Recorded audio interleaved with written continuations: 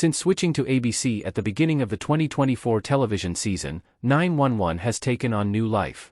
Its removal from Fox's lineup was disheartening, primarily because the series would no longer take place on the same network as its Austin-based spin-off series. But while it remains unfortunate that the fire stations will no longer interact, its increase in viewership exemplifies how 911 has benefited from the change. During the latter half of the series, it began to feel as if the members of the 118 had reached a ceiling that shouldn't have existed. The most satisfying narratives are those that allow characters to evolve beyond the page, and the latest batch of episodes finally sees them live as human beings without emotional limitations. The procedural feels rejuvenated, and while a certain doppelganger-related story was questionable at best, the Season 7 finale paves the way for compelling future plotlines. The 911 finale instills true fear among viewers.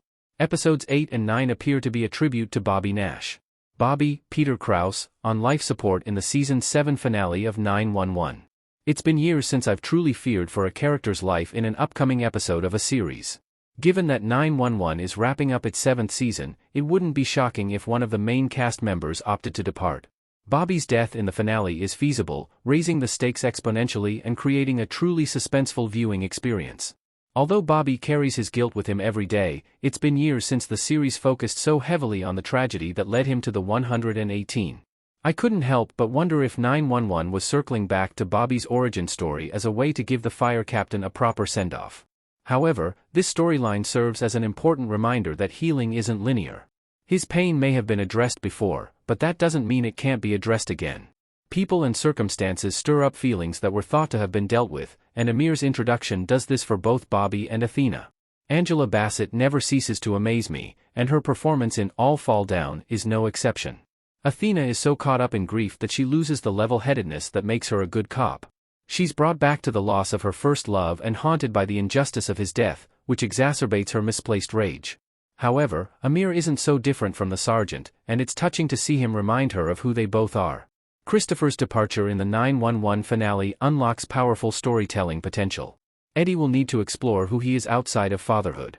We've seen what Eddie looks like outside of the 118, but we've never seen who he is outside of fatherhood. This turn of events, while heartbreaking, will allow the character to be explored in a new capacity.